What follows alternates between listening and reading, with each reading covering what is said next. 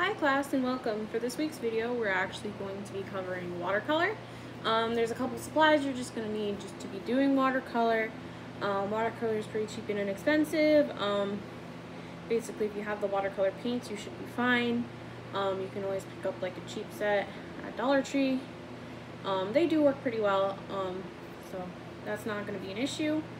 If you don't have any, I figured people might have some, but yeah. So I just have like a set, and it just comes with a couple things, like a sponge, and then these colors. I'm not going to be using all these colors because it's more than you probably have in your traditional set, but it does have a lot of the traditional colors that you get, like the blue, red, orange, yellow, the black. You probably might have like a brown or another green. But yeah, we're not going to be using any colors that you're not going to have in a set like that. And then just I'll outline whatever the other stuff you might need. It's helpful, but it's not like, it's helpful that you use thicker paper. There is like specialty watercolor paper, but that's totally not required. I just recommend something a little thicker than computer paper. So maybe if you have like some cardstock or just anything that's just a little bit thicker, you can try to do it with like computer paper, but you're not going to be able to put as much color down and it's going to rip a little easier, and that might frustrate you. So that's why I recommend just a little bit thicker of a paper if you have some. Let's see, another thing we're going to need is you're going to need some napkins or paper towels or anything like that. They're going to be very helpful for you. And then a glass of water. You can use just a regular glass and wash it out. Do not drink this water after you've been dipping your brushes in it. Be very careful don't drink it. Just don't, make sure you wash it very thoroughly. That's why I also recommend, instead of using a regular glass, you can use like a disposable glass. You can just, like, maybe you went out to eat or you have these reusable cups. Just make sure you wash them before you use them if they have been used first, and if they haven't, then you're fine. You can just fill it with water, but you're going to want some water. That's going to be really helpful. And then the next important thing that you're going to need is, if you're going to be painting, you're going to need some brushes. I have picked out a variety of brushes here. This is probably the one closest to what you'll probably get if you buy any kind of a watercolor set. You're going to come with a brush and it's going to probably look more like this. But I just picked like a smaller ones and then a little bit thicker one, just to show you that there is a variety of different marks you can make. Don't worry if you don't have more than one paintbrush. You can totally still do a lot of really amazing stuff just with one. For one of the techniques, we're going to be using salt. So if you don't have any salt, you can use like the little packets that you get from eating out, or you can just use regular salt from a shaker like mine. Doesn't matter what kind of salt it is, any kind will work. And you don't have to use the salt technique. I just thought it looks kind of cool, so we're going to show you it. And it's really easy to get a lot of really fun textures and stuff. And so we're actually just going to kind of like jump right into it. So I'm going to show you like a couple different techniques, and then I'll show you like how you can apply this to maybe like coloring in if you have like a drawing you like, or you can just paint. One thing I will warn with watercolors is, if you do something that you work from light to dark.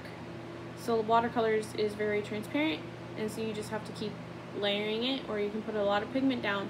But the thing is, once you've put that down, it's very hard to get it back up. I'll show you how to get it back up, but you can get it all the way back up. So like maybe you're coloring something and you want it to be very, very light, and you've made it really, really dark. You can try to lighten that up a little bit, but it might not be as light as you want to get it in the end. So just think a little, like I think you guys can all do it, but you have to think about it a little bit, and what you want. So first I'll show you how to like wet the watercolors and stuff. And for that, I'm just going to pick out like a regular blue, just to have. the plain color, and then I'm going to take out this one, and then I'll just quickly remove the colors that you guys have in any set, just so I don't have to keep pulling this in and out, and then probably this yellow, and then that's orange, and that's probably a pretty standard box of colors. And I'll just set them like right here so you can see them, and because they're nice and tiny. So some of you, if you really like art, or maybe you've been gifted something watercolors, you might have this thing that's called a water brush, or like a refillable water brush there, or a refillable ink pen. There are a couple different names for it, but it just has the water up here, and you just squeeze it, and it like travels down, and it wets the brush tip, and so it's like always it's always moist, so you can always, it's really handy. Don't worry if you don't have it, but if you do, these can be really helpful for some stuff. But I'm going to be using it just because there's a couple techniques where you have to have the paper wet that I'm going to be showing you, so I'm going to just start wetting it now so it can be wet. And then you can also just dip your brush in the water too. That works too. So we're just going to let that be in there. And I'm going to cover that up. And then for this next part, I'll grab this this brush right here. And so I'm going to grab my water, I'm going to grab the brush, dip the brush in the water, and now that I've dipped the brushes in the water, remember what I said, you do not drink this. You should not drink it. Specifically like the really cheap ones, I don't think you'd have a problem, but you just still don't want to be drinking it. It's not meant to be something that you drink. So you just take some water that you have, and you just kind of dip it on there, and then you rub it around, and it'll start to like make like this little like watery colored water, and so you just rub it in there,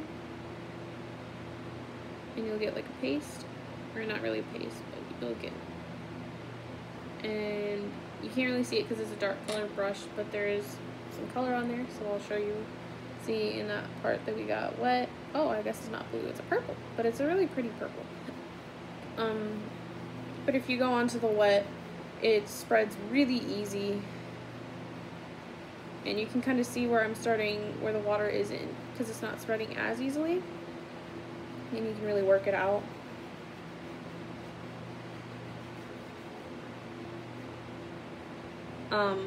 But that's kind of like the texture you can get if you go straight water. Otherwise I can show you if you go what's technically called like dry paper versus wet paper. If you have wet paper, it's a little easier to move colors around, but with dry paper, as you can tell, it doesn't move as far. You can still get like the same color and you get a nice texture, but it's, I guess the best way to say it is not quite as smooth. It's honestly up to you what kind of a look you like, and how you want to put it onto the paper. And then there's just and if you want to do like a huge area, you can wet it all down, and then you can start spreading it on. I'm not going to do that just because that's would take a little bit of time, and I want to show you some other stuff. Okay, so let's say you have a nice purple, and you have a nice red, and I'm going to use a second brush for that just because I don't want to mix and get the colors mixed like that. That's where it's handy to have two different colors. Oh, here you can see it. That's loaded a little better. And you can see the purple a little bit, but not quite as bright and vibrant as this red. Red's a very strong color, so it's always pretty easy to see. Okay, so let's say you want to mix two colors, or let's see here, I'll put some water down, and it's a little easier to show you that.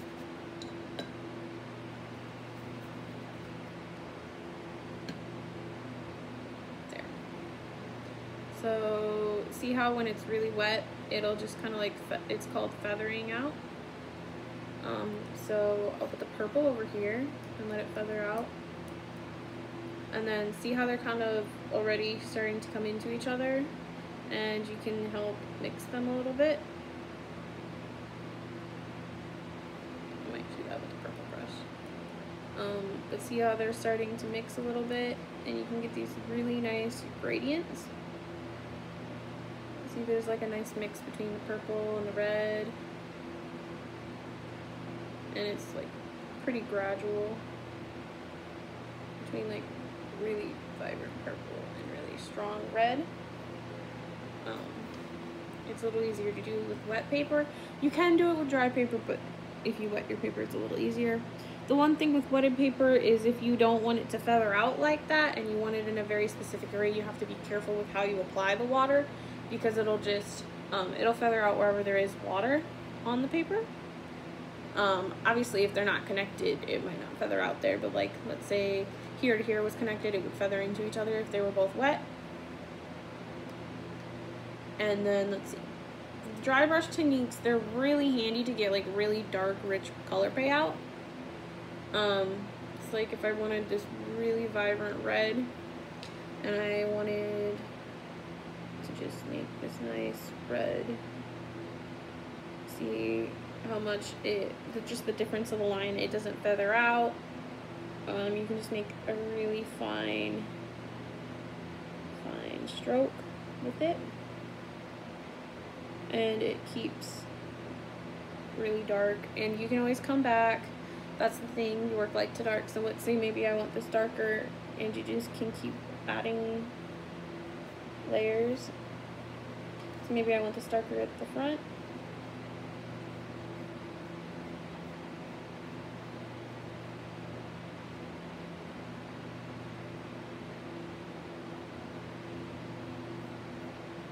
You can see that's pretty easy, especially when it's still just like a little bit wet, to come in and like really darken that color up.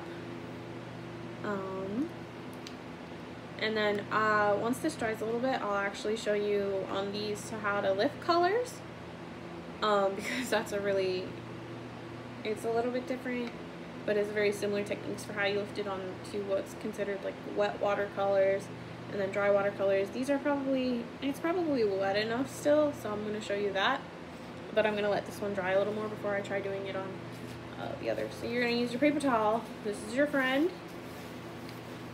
So first, if you just want like a little bit lifted up, you can just tap it and see it's like lifting up some of the colors, make it a little lighter.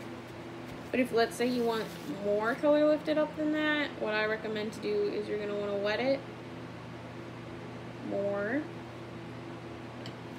and then you're going to use this, and you're going to be very careful. I want you to be very gentle with this.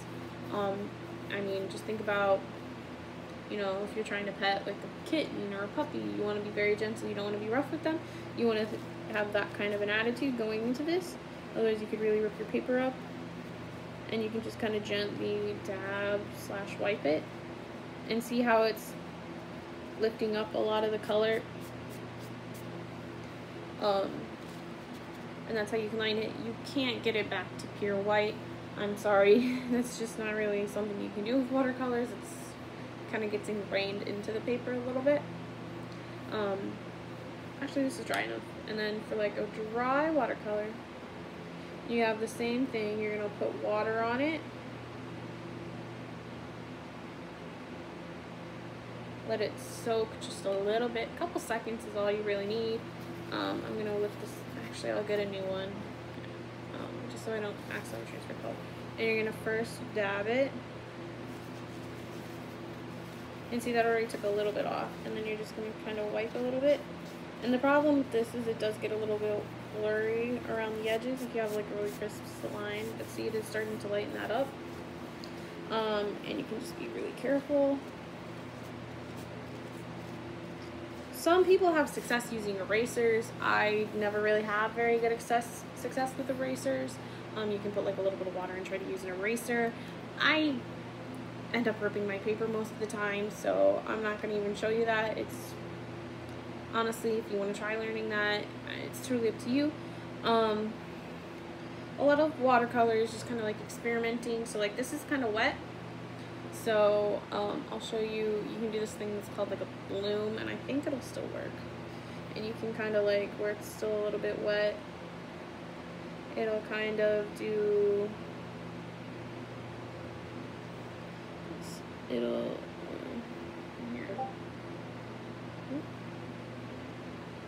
there, it'll kind of make like a soft, you can't really tell that I didn't put that in the first time, because you can use like you can kind of re-wet it and pull it in with the pigment.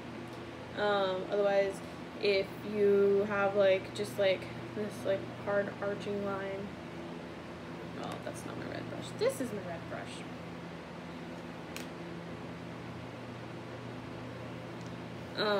Let's say I want to like paint along here. You can create like these hard edges, and they'll kind of like over time when they're drying, they'll like run into each other a little bit, and those are like called blooms. They can be really pretty. I'd encourage you to try and experiment with that a little bit. And then if you wanna like lightly, sorry, you wanna lightly put it onto, it's usually you use a bigger brush, but remember I showed you that like stippling technique? You can use that with watercolor too. You're not going to get like the brushes, the dots as perfect, but you can kind of like get a really nice texture by just pouncing it over and over and over and over. See, you can get a really nice like foliage. I use that a lot for trees and stuff. You can also use it to like add texture for fur, different stuff like that. And then don't be afraid to mix colors and layer colors over it. So maybe I really like this red, but I want a little bit of purple on top. The nice thing with watercolors is they're very transparent, so you can get really fun color plays, and you can get colors peeking out, which I think is always very, very pretty. So now that this is a little more dried, I'm going to actually show you the salt technique. And I'm just going to, while it's still wet, you're just going to pour salt on it. And the salt works, if you don't know what salt does for water, it actually soaks up water. And so it's going to soak up some of that pigment, and it's going to give you like a really cool texture. And you just want to put it on there after you're done messing with the color and let it soak up some of that water. And it'll give you like a really fun texture. There's a couple other things you can do, like this one's a little messy, so be careful. Make sure you're not wearing a white shirt like me. But you just load it up a little bit, and then you can add these really fun like pieces where you see you can get splatters just by loading up the ink. This is really handy if you want to make like freckles and stuff. Make sure you wash your hands after, obviously. But you can see like the nice speckling that I'm getting here.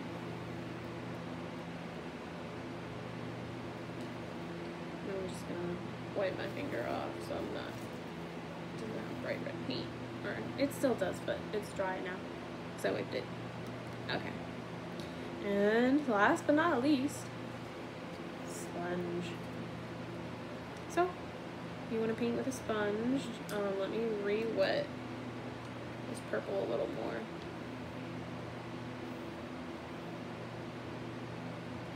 And also, if you want to switch colors and you only have one brush, make sure you wash them. The way to wash like a brush, I'll show you with the red so it's a little more visible. You see it's a very red brush. You take it and you bring it to the bottom, and you just kind of like lightly swirl it and twirl it. And you just kind of like wipe the excess water, and then you can like wipe it on a paper towel, and if you see like a color is still coming out, then it's probably not clean enough, like there was a little bit of red, so I'm going to continue. And that was a lot cleaner, so I'd say this brush is clean now. So, like I said, we got our purple. And to go with a sponge, we have a little sponge here. I'll wet it, actually. You want to wet your sponge a little bit. It'll make it a little easier to work with. And now it's nice and spun. Nice and ready. And then you just dip it into your watercolors and load it up. See, it's nice and loaded. And this is a great way to get texture. Let's see, you can just go like this. And then you just kind of dab it. It's also a great way to get like a lot of coverage really fast, because as you can see, every time I dab it, it makes like a really big area. And if you want, like, you can like layer this over and over and over again. Just like if you want the colors to not mix as much, just wait for it to dry. My suggestion. Okay, so I think the salt is dried enough for me to take it off. I'll show you how that looks like, and then we'll call it the end of the video. So, use a paper towel. I'm gonna kind of gently wipe it, or try to. You can see how that made a difference in how it looks. It really like pock marks up, I guess, and makes your colors soaked up in some spots and not as much in the others. It kind of like where the salt was and landed. I hope you've all been staying safe. Make sure you properly clean your brushes so you can keep using them. And I hope you have a lot of fun in trying these out. And until next week, stay safe.